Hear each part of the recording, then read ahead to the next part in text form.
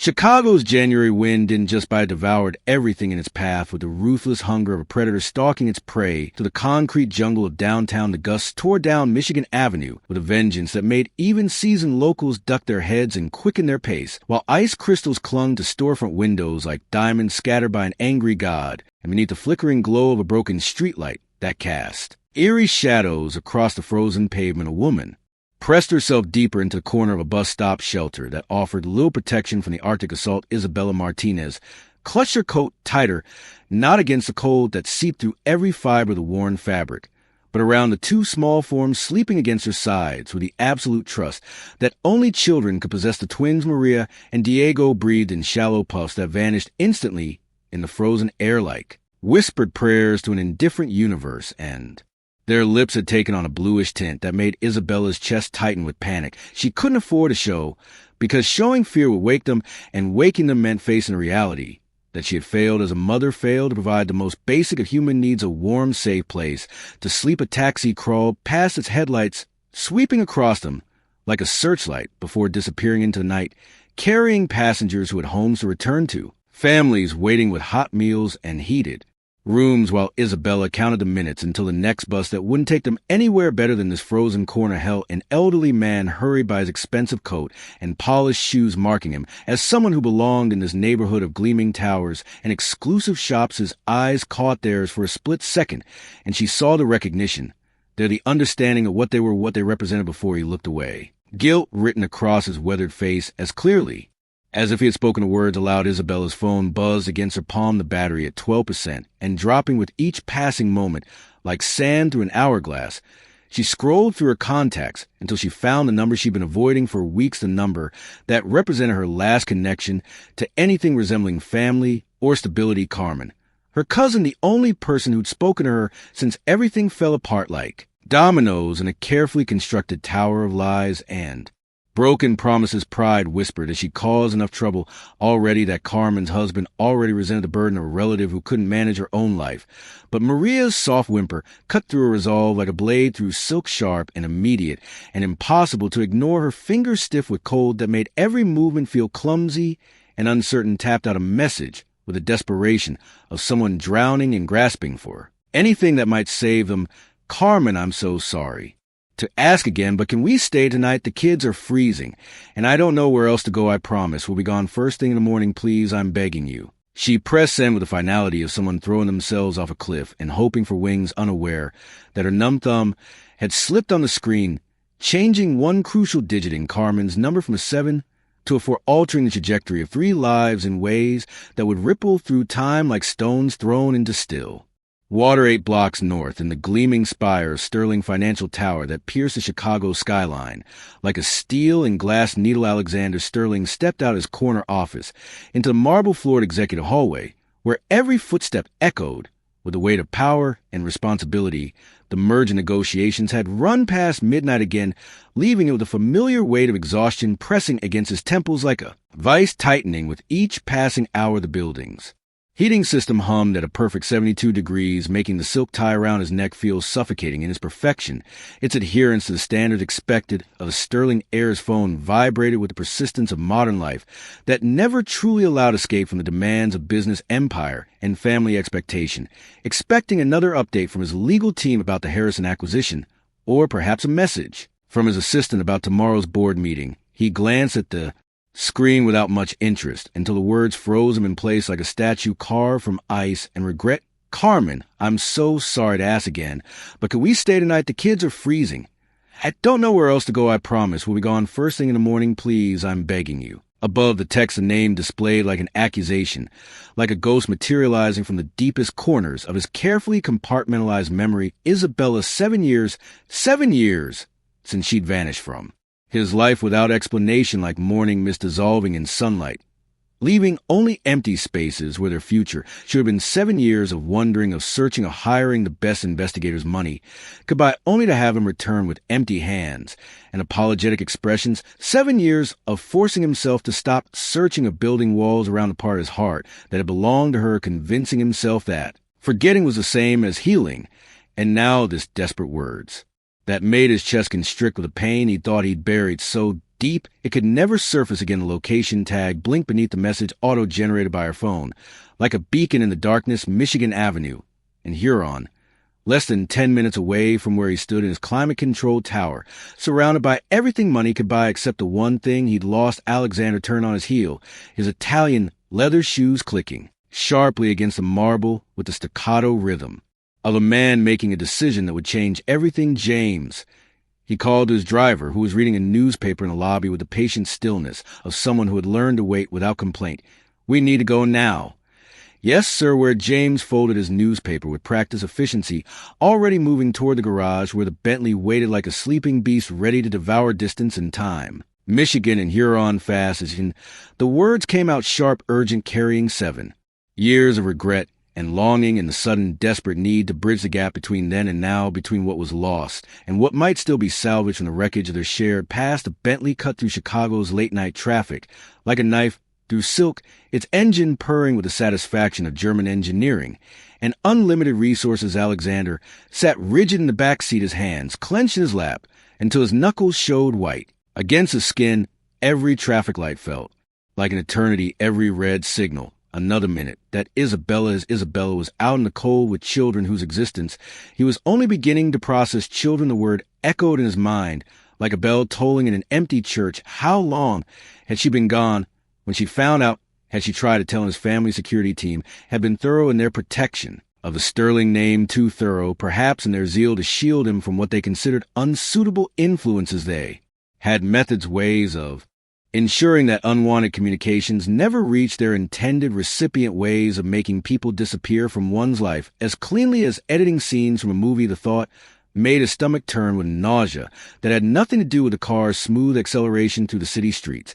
If they had intercepted messages, if they had prevented her from reaching him when she needed him most, when their children needed him most, then the blood on his hands would never wash clean, no matter how many charitable donations he made, or how many buildings with a sterling name in bronze letters. The bus stop came into view, a pool of yellow light in an ocean of darkness that seemed to stretch endlessly in all directions. Alexander was out of the car before James had fully stopped, his wool coat whipping around him as he strode across the icy sidewalk, with purpose driving every step. The cold hit him like a physical blow after the heated interior of the Bentley, but he barely noticed it, because there, sitting in the corner of the shelter like a Madonna with her children, was the woman who had haunted his dreams for 7 years. Isabella looked up as footsteps approached and recognition hit her like a physical blow that stole the breath from her lungs and made the world tilt on its axis. Alexander, sterling older, now harder around the edges with lines of stress and responsibility carved into his face, but unmistakably him. The boy she had loved had grown into a man who commanded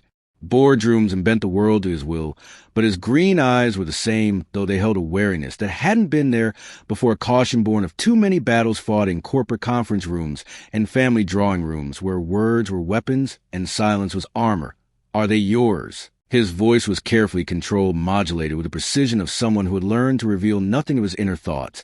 But Isabella caught the tremor beneath the surface, the crack in the facade that revealed the man behind the billionaire. She tightened her arms around the sleeping children, feeling their small bodies warm against her sides like tiny furnaces burning with the pure energy of youth and innocence.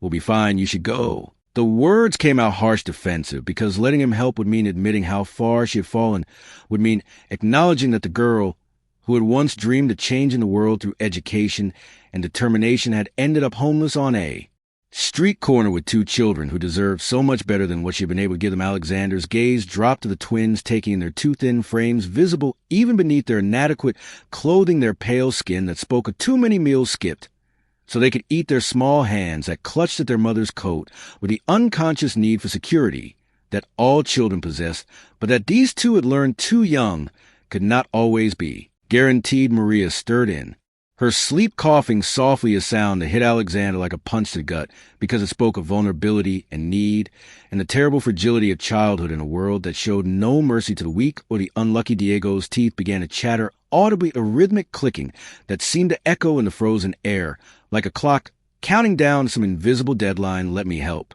Alexander said, stepping closer until he could see the dark circles under Isabella's eyes, the way her lips had gone Pale with cold, the proud tilt of her chin that he remembered from their college days, when she would argue with professors twice her age and never back down just for tonight. Isabella opened her mouth to refuse because accepting help would mean owing him something, would mean acknowledging connection that still stretched between them like a wire humming with electricity, but Diego's teeth chattered louder, and Maria's cough turned into a whimper, and the words died in her throat to children.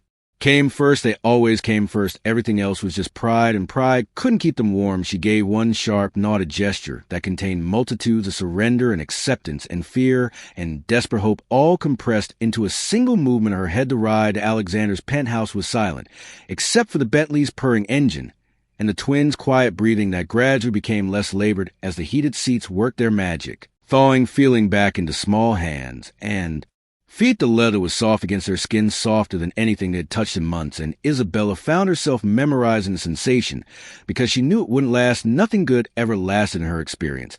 But maybe just for tonight, she could let them have this moment of warmth and safety. She kept her eyes fixed on the window, watching Chicago's skyline blur past in a symphony of light and shadow towers of glass, and steel reached toward the stars like modern cathedrals built to worship money and power rather than any god she had ever known, while Alexander sat statue still beside her, stealing glances that he thought she didn't notice, but she felt each one like a physical touch burning against her skin. The elevator to the 42nd floor was a study in awkward tension that stretched between them like a rubber band pulled to its breaking point. Isabella held Maria, while Diego leaned heavily against her leg, both children too exhausted to be properly awake, but aware enough to sense the strange electricity in the air between the adults. Alexander stood with his hands clasped behind his back in a posture that spoke of military school training and boardroom presentations, stealing glances at the family that had materialized from his past like ghosts made flesh this way. He said quietly as the elevator doors opened onto a foyer that screamed wealth and loneliness.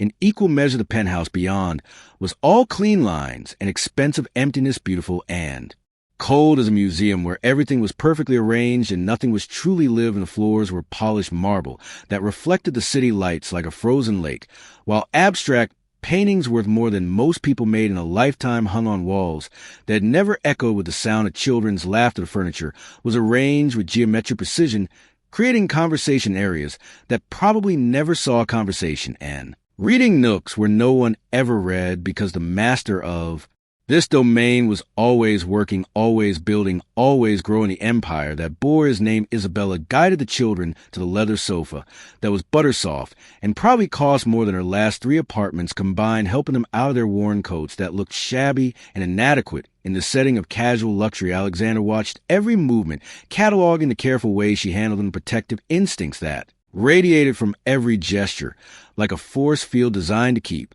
the world's cruelties at bay.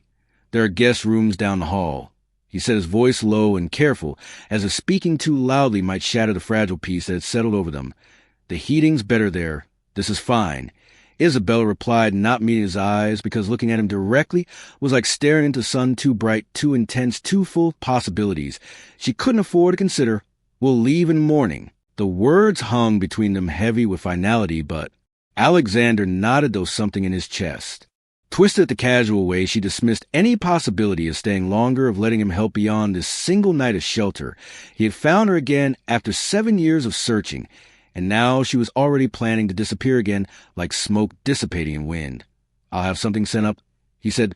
Food, whatever they need. 20 minutes later, room service arrived with enough food to feed a small army, or perhaps just enough to satisfy the hollow ache of children who had learned to go to bed hungry more often than not. Grilled cheese sandwiches cut into perfect triangles, steaming bowls of tomato soup that filled the air with a scent of comfort, and childhood chocolate chip cookies, still warm from the oven, and so soft they seemed to melt the first bite. The twins' eyes went wide with wonder, as if they had stumbled into a fairy tale where food appeared without the struggle and negotiation and rationing that had become the normal rhythm of their lives. Their small hands reached out tentatively at first, then with growing confidence, as they realized that yes, this was real, and yes, it was to them.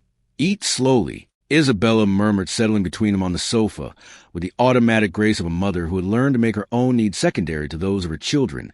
But her own stomach betrayed her with a loud growl that echoed in the quiet room, a sound that spoke of sacrifices made and meals skipped, so that smaller mouths could be fed when was the last time she had eaten a full meal. Yesterday, the day before the days blurred together in a haze of survival, and Worry Alexander pretended to busy himself with his phone scrolling through emails that held no interest, checking stock prices that mattered less than the scene unfolding on his sofa, but his attention never strayed far from the small family that had invaded his sterile existence. He watched Diego methodically eat every crumb on his plate, saving the crust of his sandwich for last, as if reluctant to let the meal end. Watched Maria offer half her cookie to her mother with the generous spirit that poverty had somehow failed to crush. Watched Isabella smile, really smile for the first time since he'd found them, and felt something long frozen in his chest begin to thaw. When the children finished, their eyelids drooped with the satisfaction that comes from full bellies and warm rooms, their small bodies relaxed against the leather cushions with the boneless abandon of exhaustion finally giving way to safety. Isabella arranged them on the sofa, covering them with the cashmere throw from the back of the couch that was softer than anything they had touched in their short lives. "You can take the master bedroom," Alexander said quietly, his voice barely above a whisper, because anything louder seemed like it might disturb the peace that had settled over them like snow blanketing the city outside. "I'll stay in my office. We're fine here," Isabella insisted, settling beside the children with a protective instinct that spoke of too many nights spent guarding them against dangers both real and imagined. Alexander studied her for a long moment, this woman who'd once known every secret of his heart and now guarded herself like a fortress under siege. Her dark hair fell across her face as she looked down at the sleeping children, and he remembered how it used to feel to run his fingers through those silken strands, how she used to curl against him in the narrow bed in his dorm room and tell him about her dreams of becoming a teacher, changing the world one student at a time.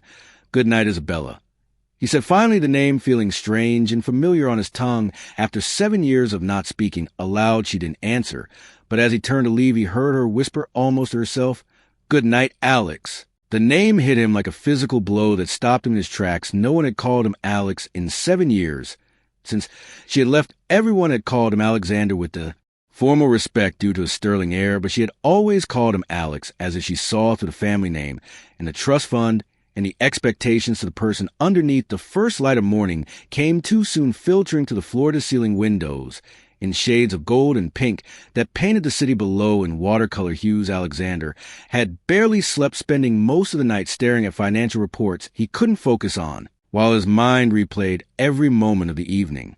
Before every word spoken and unspoken, every glance exchanged and avoided, when he emerged from his office, he found Isabella already awake, sitting by the window, while the twins slept on with the deep exhaustion of children who had finally found safety. She looked fragile in the morning light, younger, somehow stripped of the defensive armor she wore in the darkness, the harsh streetlights of the night before it carved shadows into her face that the gentle dawn now softened, revealing the woman he had fallen in love with all those years ago, when the world was full of possibilities and the future stretched ahead of them like an unwritten story. Her dark hair caught the sun streaming through the windows, and for a moment he forgot to breathe, forgot the years that had passed, forgot the empire he had built in her absence, forgot everything except the way she had looked at him on their first date, when she had worn a sundress that cost less than his tie and had never looked more beautiful. "There's coffee," he said, moving to the kitchen with careful steps, as if sudden movements might shatter the fragile peace of the morning.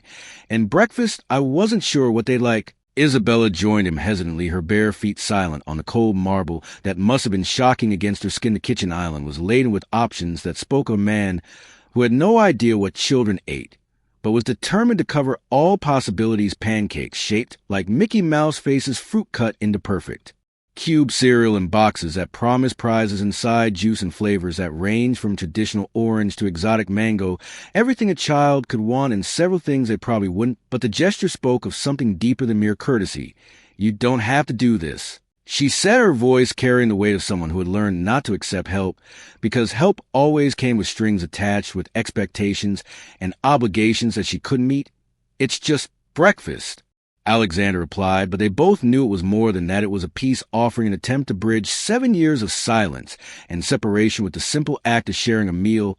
They ate in careful politeness, that masked deeper current of emotion too complex to name. The twins slowly warming up to Alexander's presence with the resilience that children possess in abundance. Diego was curious about the city view from the windows, pressing his nose against the glass and asking questions about The buildings and the people who lived in them, while Maria shyly accepted a second helping of pancakes, drowning them in enough syrup to make a dentist weep. Isabella watched every interaction with hawk-like intensity, ready to swoop, and if needed to protect her children from disappointment or promises that wouldn't be kept, but Alexander was patient with them, answering Diego's endless questions about skyscrapers and construction, cranes with the same attention he might give to a board presentation, and listening to Maria's whispered comments about the shapes in the clouds or the gravity of someone receiving state secrets. "I have meetings today," Alexander said finally when the breakfast dishes had been cleared and the children had wandered to the living room where they knelt by the window counting pigeons on the balcony. "But my driver can take you wherever you need to go." Isabella straightened her spine, stiffening with the defensive posture he remembered from their college days, when anyone suggested she couldn't handle things on her own. "We'll manage. We won't overstay our welcome." "It's not about—" Alexander caught himself choosing his words carefully, because everything felt like walking through a minefield where one wrong step could destroy the fragile connection they had reestablished. "At least let me help with some basics, winter clothes, groceries, no strings attached." Isabella started to refuse, because accepting more help would deepen the debt she couldn't repay, would make her more dependent on someone who had already walked away once. But Maria chose that moment to cough a harsh, rasping sound that made both adults freeze in recognition of something that went beyond a simple cold.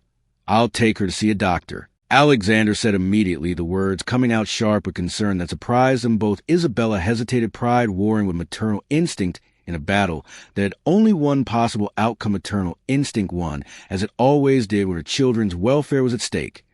Just the doctor, nothing else. An hour later, they sat in the pediatric wing of Northwestern Memorial, one of Chicago's finest hospitals, where the staff treated Alexander with the deference reserved for major donors, whisking them past the usual wait times into a private examination room that was decorated with cheerful murals and equipped with technology that probably cost more than most people's cars. Dr. Sarah Chun was thorough and kind, listening carefully to both children's breathing with a stethoscope that she let them examine, first checking their temperatures with a thermometer that beeped cheerfully, asking gentle questions about symptoms, while keeping her voice low and soothing. When she took Alexander aside to discuss the treatment plan, she addressed him as Dad, without hesitation, as naturally as if he had been there for every scraped knee and fever throughout their short lives. Isabella's head snapped up at the word, but Alexander didn't correct the assumption.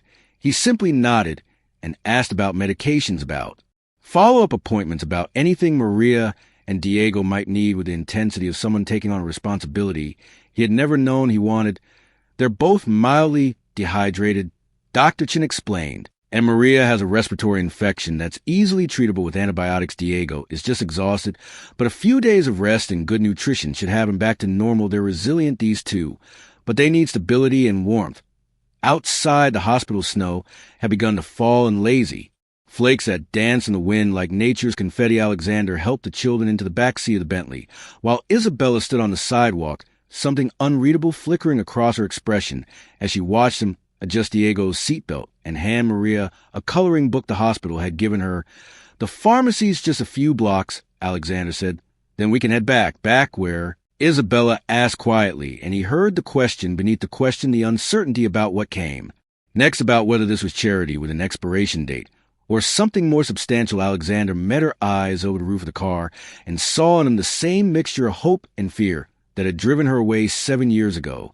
Home, at least until they're better. Something flickered across her face, relief maybe, or fear, possibly both, because home was a word that had lost its meaning somewhere in the long journey from the university where they had met to the sidewalk where she stood with children who had never known security, and a man who might offer it or might take it away again, depending on forces beyond her control. That evening with the twins, settled in the guest room that had been hastily transformed into something resembling a child's bedroom, with new pajamas soft as clouds and their medications arranged on the bedside table in colorful bottles. Alexander found Isabella on the balcony. She stood at the railing with Chicago stretching out below like a carpet of lights, each pinprick of illumination representing a life, a story, a family tucked safely away from the cold that bit at exposed skin and made breathing feel like swallowing razors. "You'll freeze out here," he said, joining her at the railing where the wind cut through his shirt with surgical precision. "I needed air." She didn't look at him, keeping her eyes fixed on the city below, as if the patterns of light held answers to questions she couldn't voice. This place is beautiful, but it feels like a cage. Is that why you left? The question escaped before he could stop it, hanging in the air between them like a blade waiting to fall. Isabella's hands tightened on the railing until her knuckles showed white against her skin. You know why I left. Actually, I don't, Alexander said carefully, because this conversation was a minefield, and every word had the potential to explode in his face. One day, we were planning our future, talking about the apartment we'd get after graduation, the trip to Europe we'd take. Before you started graduate school, and the next you were gone, no explanation, no goodbye, just gone. She turned to face him then, and he saw something break in her expression, like a dam finally giving way under too much pressure. They came to me, Alex, your family. They made it very clear that I wasn't welcome in your world. Who? But even as he asked, Alexander knew the answer, felt it settling in his stomach, like lead, because he had suspected for years that his family's sudden lack of interest in his personal life hadn't been natural, hadn't been coincidental. Your mother, your Uncle Richard, they offered me money to disappear, and when I refused, they got creative. Isabella's voice was steady, but her hands shook with the effort of maintaining control. Did you know I lost my scholarship, my teaching position?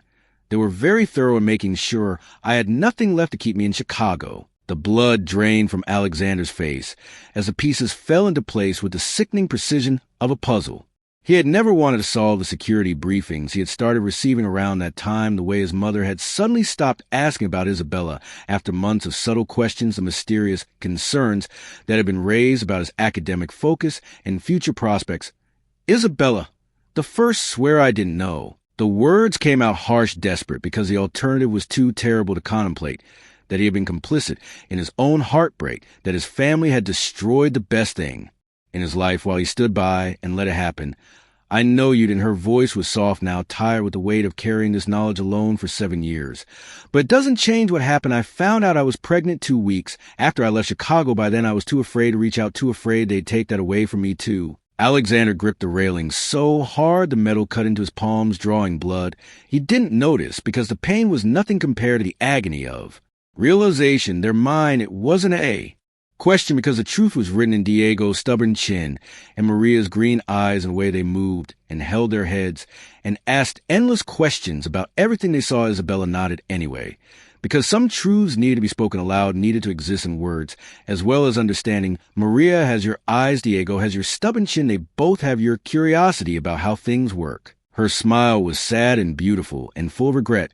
I used to catch myself looking for you in them, wondering if you would see the resemblance, wondering if you would want to know them. They stood in silence, while 7 years of pain and misunderstanding hung between them like a chasm that might never be bridged. The wind howled around the building, carrying with it the sounds of the city below, car horns and sirens, and the distant rumble of elevated trains carrying people to places where families were intact, where children knew their fathers, where love hadn't been sacrificed on the altar of family expectations and social standing. Finally, Alexander spoke, his voice raw with emotion he had spent years learning to suppress. I looked for you for months. I hired investigators, called every number I could find, followed every lead, no matter how thin. It was like you'd vanished into thin air. I had to. Isabella whispered, her voice barely audible above the wind. I was protecting them, protecting you, by taking away the most important thing in my life. Alexander's voice cracked with the weight of 7 years of loneliness, of building an empire that fell hollow, without someone to share it with. Isabella, they're my children. You were everything to me. She turned away again, unable to meet his eyes, because looking at him directly was like staring into the sun, too bright, too intense, too full of possibilities she couldn't afford to consider. That was a long time ago, Alex. We're different people now, are we? He moved closer until he could catch the familiar scent of her shampoo that still made his heart race after all these years. Because standing here with you, I feel exactly the same. Before Isabella could respond, a small voice called from inside, Mama. They turned to see Diego standing in the doorway, rubbing his eyes with the back of his hand, his hair sticking up at impossible angles. Isabella immediately moved to him, checking his forehead for fever, asking if he felt okay, if he needed water, if his throat hurt, with the rapid-fire questions of a mother who had learned that vigilance was the price of keeping her children safe. Alexander watched the interaction with something that felt like hunger, a desperate need to be part of this intimate circle, to matter to these children who shared his DNA, but didn't know his name. He had spent 7 years building something he thought he wanted, only to discover that what he really wanted had been growing up without him, had been taking first steps and saying first words, and asking first questions about the world while he sat in. Boardrooms discussing profit margins and market penetration. The next morning brought unwelcome visitors. Like storm clouds gathering on a clear horizon, Alexander was in his home office, reviewing contracts when the concierge called up with the kind of formal courtesy that masked bad news. Mr. Sterling, your mother, is on her way up along with Mr. Richard Sterling and Mr. Hendricks. The words hit him like a physical blow, because he knew what this meant, that somehow word had gotten out about Isabella and the children, about the family he had discovered and was already learning to love. Victoria Sterling didn't make social calls, especially not at 9 in the morning, and she certainly didn't travel with the family lawyer unless she was planning to wage war. Isabella was helping the twins with breakfast when the elevator opened and Alexander's worst fears materialized in the form of his mother sweeping into the penthouse like a force of nature. Victoria Sterling was all designer clothing and cold authority wrapped in a package that looked elegant and untouchable. As winter frost behind her came Richard Sterling and the sharp-eyed Mr. Hendricks, who had been a family lawyer for 3 decades and had probably forgotten more dirty family secrets than most people ever learned. Alexander, Victoria said, not bothering with pleasantries, because pleasantries were for people who didn't own half of Chicago. We need to discuss the situation before it gets out of hand. Isabella straightened, instinctively moving between the newcomers and her children with the protective instincts of a lioness guarding her cubs.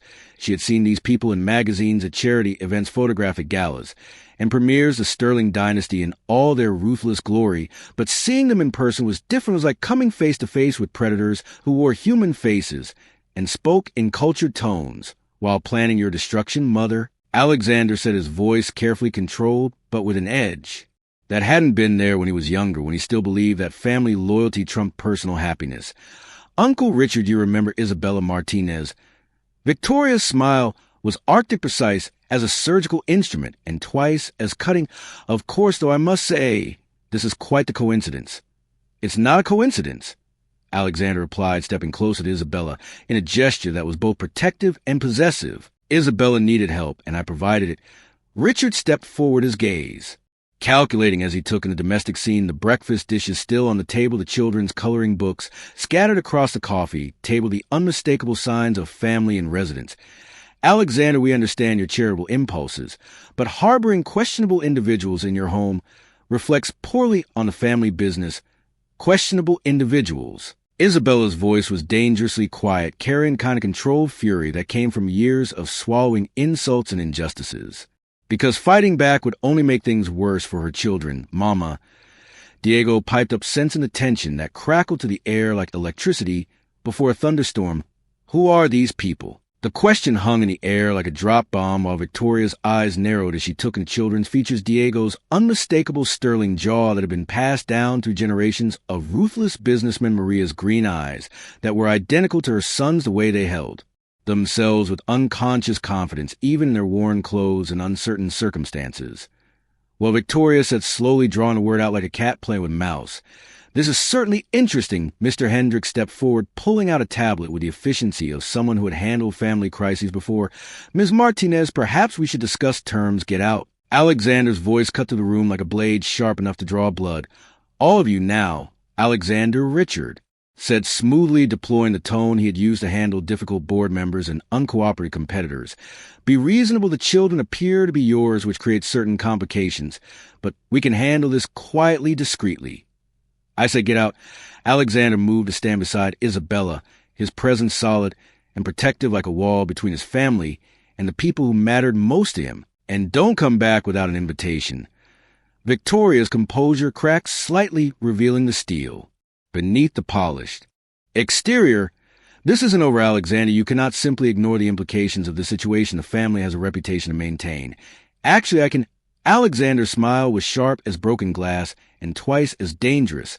Last I checked, I'm 33 years old and control my own life and my own money. The threat hung in the air because everyone in the room knew that Alexander's trust fund was substantial, but his controlling interest in Sterling Industries was what really mattered. Without his cooperation, the family empire would crumble like a house of cards in a windstorm. After they left the penthouse, felt charged with electricity like the air before a tornado. Isabella had ushered the twins into the guest room to watch cartoons, leaving Alexander alone with the wreckage of the confrontation. His hands shook with rage as he loosened his tie and poured himself a drink from the crystal decanter on his desk. "They'll be back," Isabella said, quietly appearing in the doorway like a ghost, materializing from his troubled thoughts. "They won't just let this go." "Let them come," Alexander replied, his voice steady despite the fury that burned his chest like acid. "I'm not the same person I was 7 years ago. I won't let them control my life or hurt my family again." Isabella looked at him sharply, catching the possessive pronoun that had slipped out without conscious thought. "Your family." Alexander met her gaze, steadily refusing to back down from the truth that had been growing in his heart since the moment he saw her on that frozen bench. "Unless you tell me otherwise." The next few days passed in a strange bubble of domestic normalcy that felt surreal after years of sterile corporate existence. Alexander worked from home, conducting meetings via video conference, while the twins played in the living room, their laughter echoing through spaces that had never known the sound of children. Isabella gradually relaxed, though she still watched the elevator like it might disgorge. Another wave of Sterlings at any moment. They fell into rhythms that felt natural despite the artificial circumstances of their reunion breakfast together around the kitchen island, while Diego told elaborate stories about his dreams, and Maria drew pictures of their temporary family trips to the park, when the weather permitted, bundled up in new coats that Alexander had somehow acquired without fanfare. Quiet evenings after the children were asleep, when they sat in the living room drinking coffee and carefully avoiding the conversations that needed to happen, Alexander learned that Diego loved dinosaurs and could recite facts about pterodactyls and velociraptors for hours, his young mind absorbing information like a sponge and regurgitating it with the enthusiasm that only children possess. He discovered that Maria was artistic, covering page after page with crayon drawings that revealed a sophisticated understanding of color and composition. Despite her limited materials, she drew families. Constantly houses with smoke curling from chimneys, rainbows arcing over stick figures that always seem to be holding hands. "She draws you," Isabella said one evening, showing him Maria's latest creation. In the colorful scribbles, Alexander could make out 3 figures: a woman with dark hair flowing like water, a little boy with a big smile, and a little girl with green eyes. But there was a 4th figure, too taller, standing apart from the others with his hands reaching toward them as if he wanted to join but didn't know how. "She's been asking about her father," Isabella continued quietly, her voice carrying the weight of conversation she had dreaded having. "Not directly, but she watches other families at the park, notices things, asks questions I can't answer." Alexander studied to draw, his throat tight with emotion. He couldn't name. "What do you tell her?" "That sometimes people who love each other can't be together, but that doesn't mean the love goes away." Isabella's fingers traced the edge of the paper. "That her father is a good man who would love her very much if he could." That night, Alexander made a decision that would change the trajectory of all their lives. He called his head of security, Marcus Chin, a former military man who had served the Sterling family for 15 years with unwavering loyalty, and gave explicit instructions that no one from his family was to have access to the building without his direct approval. He contacted his lawyers and began the process of establishing paternity, formally, legally, irrevocably, making sure that no matter what happened, Diego and Maria would be recognized as his children with all the rights and protections that entailed. And he made one more call, this one to a private investigator named Rebecca Torres, who specialized in corporate espionage and family secrets. "I need everything you can find on what happened to Isabella Martinez 7 years ago, bank records, employment history, phone records. If you can get them, I want to know exactly what was done to her and who did it." The investigation took 3 weeks, during which Alexander watched his children grow more comfortable in his presence. Diego began showing him his extensive collection of toy dinosaurs, explaining the differences between carnivores and herbivores with the passionate intensity of a university professor, while Maria started sitting beside him during their evening cartoon sessions, her small hand occasionally reaching for his with the unconscious trust that children gave so freely. Isabella remained watchful, protective, ready to intervene if Alexander showed any signs of losing interest or backing away from the commitment he had made. But gradually she too began to relax, to let herself imagine what it might be like to share the burden of parenthood with someone who understood the weight of responsibility that came with raising children in a world that showed little mercy to the vulnerable. When the results of the investigation came in, Alexander stared at the report with a mixture of fury and disbelief that made his hands shake with the effort of containing his rage. The Sterling family machine had been thorough in their destruction of Isabella's life, more thorough than even he had imagined. Frozen bank accounts that left her unable to pay rent or buy groceries, revoked scholarships that forced her to abandon her graduate studies, mysterious complaints filed against her at the university that questioned her academic integrity and teaching ability, all orchestrated with the precision of a military campaign designed to drive her from the city. And from his life, at the center of it all, was his Uncle Richard, with his mother's full knowledge and approval documented in emails that made Alexander's stomach turn with their casual cruelty and calculating coldness.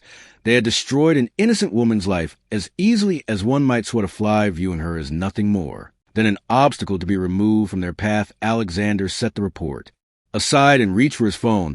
It was time to end the charade once and for all. The Sterling Industries board meeting was called for the following morning, with Alexander walking into the conference room like a man going toward the usual suspects. Were their board members who had grown fat on Sterling profits, executives who owed their positions to family connections, and the inner circle of relatives who considered the company their personal kingdom to rule as they saw fit. Richard sat at his right hand, confident as always in his position and power, while Victoria occupied her usual seat, regal and untouchable as a queen holding court. Before we discuss quarterly projections, Alexander began standing at the head of the massive table that had hosted decades of family meetings. I have an announcement to make. The room fell silent with the kind of attention that money and power commanded. 20 pairs of eyes focused on the man who controlled their futures with decisions made in boardrooms like this one 7 years ago. Someone in this family orchestrated a campaign of harassment and intimidation against Isabella Martinez, the woman I intended to marry. Alexander's voice was steady, controlled, but underneath it ran a current of fury that made several board members shift uncomfortably in their chairs.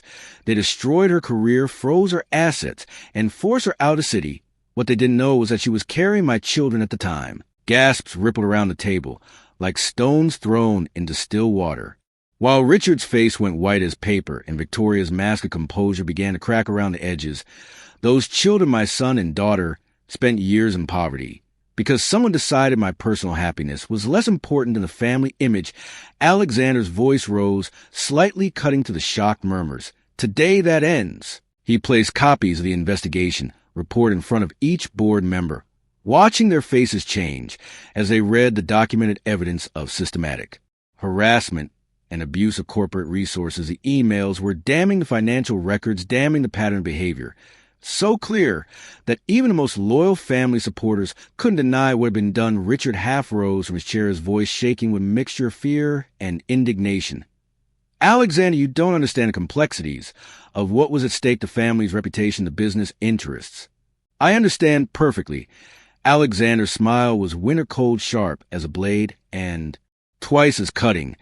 You destroyed the life of an innocent woman and deprived me of my children's early years because you thought you knew what was best for me. The board members were already reading, their expressions growing darker by the page as they absorbed the full scope of what had been done in the family's name. Victoria sat frozen, her carefully constructed facade finally crumbling to reveal the calculating predator beneath. Effective immediately, Alexander continued, his voice carrying the authority of absolute power. I'm calling for a vote of no confidence in Richard Sterling's position as Chief Operating Officer. The vote was swift and unanimous. Even the family members who had supported Richard for decades couldn't justify what the evidence revealed. Richard Sterling was removed from his position and escorted from the building within the hour, his protests and threats falling on deaf ears as security personnel flanked him to the elevator. That evening, Alexander returned to the penthouse to find Isabella waiting for him in the living room. She was alone, the twins having dinner with James and his wife, who had volunteered to babysit with the enthusiasm of grandparents who had never had grandchildren to spoil. I heard about the board meeting, she said quietly, her eyes searching his face for signs of regret or second thoughts. It's all over the news. Alexander loosened his tie, suddenly exhausted by the emotional toll of the day. Good, let them report it. I want everyone to know what they did to you, to us. Isabella moved closer, her expression unreadable in the soft light of the living room. Why now, Alex? Why fight this battle now after all these years? Because I should have fought it 7 years ago, he replied, his voice raw with honesty. Because my children deserve better than a father who lets other people control his life. Because you deserve better than having to choose between love and safety. She was close enough to touch now, close enough that he could see the flecks of gold in her dark eyes that he had dreamed about for years. And what do you deserve? A second chance, he whispered, reaching out to touch her face with fingers that trembled slightly. If you'll give me one. Isabella reached up her fingers, tracing the line of his jaw with the same gentle touch he remembered from their college days when the world was young and full of possibilities. I never stopped loving you, Alex, even when I hated you, even when I wanted to forget you existed, even when I told myself that forgetting would be easier than remembering. I never stopped loving you. When their lips met, it was like coming home after years in exile, like finding water in a desert, like discovering that the most important thing you had ever lost was not lost after all, but simply waiting for the right moment to return. 7 years of pain and loneliness melted away in that single kiss, replaced by something stronger than memory, something more powerful than regret. Hope. They broke apart, breathlessly, foreheads touching as they tried to process the magnitude of what was happening between them, the possibility that maybe, just maybe, they could build something new from the ashes of what had been destroyed. The children, Isabella whispered, because even in this moment of connection, her maternal instincts remained paramount. Will know their father, Alexander replied. If you'll let me be part of their lives, part of your life. I want that, she said so quietly he almost didn't hear it. I want that more than I've ever wanted anything. 3 months later, Chicago, spring was beginning to show itself in tiny green buds on the trees along Lakeshore Drive, and in the laughter that echoed to the penthouse as it transformed from a sterile showcase into something resembling a home. Alexander knelt in the rooftop garden he had commissioned, helping Diego plant tomatoes in raised beds, while Maria arranged flowers in painted pots with the serious concentration of an artist, creating a masterpiece. Will they really grow? Diego asked, patting soil around a seedling with the careful precision of someone who had learned that good things were fragile and needed protection. If we take good care of them, Alexander replied, watching his son's face light up with wonder at the concept that something small could become something big with patience and attention. Plants need water and sunlight and patience, like families. Maria piped up, looking wise beyond her 6 years in the way that children who had experienced hardship. Sometimes did. Alexander grinned, feeling his heart expand with love for these small people who had changed his entire understanding of what mattered in life. Exactly like families. Inside the penthouse, Isabella was on the phone with Northwestern University, where she had been offered a position in the education department. The investigation's findings had cleared her name completely, opening doors that had been closed for years and revealing the full extent of what she had lost when the Sterling family decided she was an obstacle to be eliminated. Yes, I can start in the fall semester, she would say, her voice bright with excitement and possibility. Thank you so much for this opportunity. Dr. Martinez is ready to get back to changing the world one student at a time. When she hung up, Alexander was standing in the doorway, dirt on his hands and happiness written across his face like sunlight breaking through clouds. The job, she confirmed, moving into his arms with the natural grace of someone who belonged there. Dr. Martinez is going back to work. And how does Dr. Martinez feel about becoming Mrs. Sterling? Alexander asked, pulling a small velvet box from his pocket with the nervousness of a man whose entire future hung on the answer to a single question. Isabella's breath caught as she saw the ring inside, perfect in its simplicity, a solitaire diamond that caught the light like captured stars surrounded by smaller stones that formed a constellation of promises. I think, she said, tears streaming down her face, but her voice steady with certainty, that Mrs. Sterling has a beautiful ring to it. He slipped the ring onto her finger with hands that shook slightly, overcome by the magnitude of this moment, when everything he had thought lost forever was suddenly his again. To the garden windows, they could see the twins playing the afternoon sun, safe and loved, and finally home where they belonged. No more running. Alexander murmured against her hair, breathing in the scent that had haunted his dreams for 7 years. No more running. Isabella agreed. No more hiding, no more pretending that we don't belong together. And in the distance, Lake Michigan stretched out toward the horizon, vast and constant as the love that had survived 7 years of separation and was now at last free to flourish in the light of truth and acceptance. But their story was far from over, because love stories are not about reaching the destination, but about the journey, and theirs was. Just beginning 6 months later, on a crisp October morning, when the leaves were turning gold and crimson, Isabella Martinez became Isabella Sterling in a ceremony attended by 300 Chicago's elite, and exactly 3 people who truly mattered: Diego, Maria, and the man who had found them freezing on a park bench and brought them home. The twins served as ring bearers, walking down the aisle with careful steps and enormous grins that lit up their faces like internal sunshine when the Efficient asked if anyone had objections to the union. Diego raised his small hand with the confidence of someone who had something important to say. I have something to say, he announced to the assembled crowd, his young voice carrying clearly through the chapel. Alexander and Isabella exchanged amused glances, wondering what profound wisdom their 6-year-old was about to share with Chicago's social elite. Go ahead, buddy, Alexander said, his voice warm with love and amusement. I just want to say, thank you for finding us that night. Diego said his words carrying the simple honesty that only children possessed. And thank you for keeping us, and thank you for making Mama smile again. There wasn't a dry eye in the house as 300 sophisticated adults found themselves moved to tears by the words of a child who understood better than any of them what it meant to be found after being lost after the ceremony, as they posed for photos in Millennium Park with the Chicago skyline providing a backdrop of steel and glass and infinite possibility. Maria tugged on Isabella's wedding dress with the insistence of someone who had waited long enough for answers. Mama, are we a real family now? Isabella knelt down, gathering both children close, while Alexander joined in his arms, encompassing all 3 of his favorite people. We were always a real family, baby girl. Now we're just a complete family. Alexander looked at his wife, at his children, at the city that had once driven them apart, but ultimately brought them back together, and felt something settle in his chest that he had never experienced before: complete and utter contentment. This was what he had been searching for, without knowing it, in all those years of building his empire, acquiring companies, and accumulating wealth. This sense of belonging, of being exactly where he was supposed to be with exactly the people he was meant to be with in the distance. A photographer captured the moment 4 people who had found each other against impossible odds, holding tight to the love that had brought them through the storm. The picture would appear in newspapers and magazines as a symbol of fairy tale romance, but for Alexander and Isabella and Diego and Maria, it was simply the first official portrait of their family as the sun set over the city that had witnessed their separation and their reunion. Alexander Sterling finally understood what it meant to have everything, not money or power or social standing or family approval. But this Isabella's hand, and his Diego's laughter echoing across the park. Maria's small fingers clutched tight around his tie as she whispered secrets in his ear. This was everything. This was home. This was a life they had been meant to live all along. The reception was held at the Art Institute of Chicago, where guests dined surrounded by masterpieces, while a string quartet played softly in the background.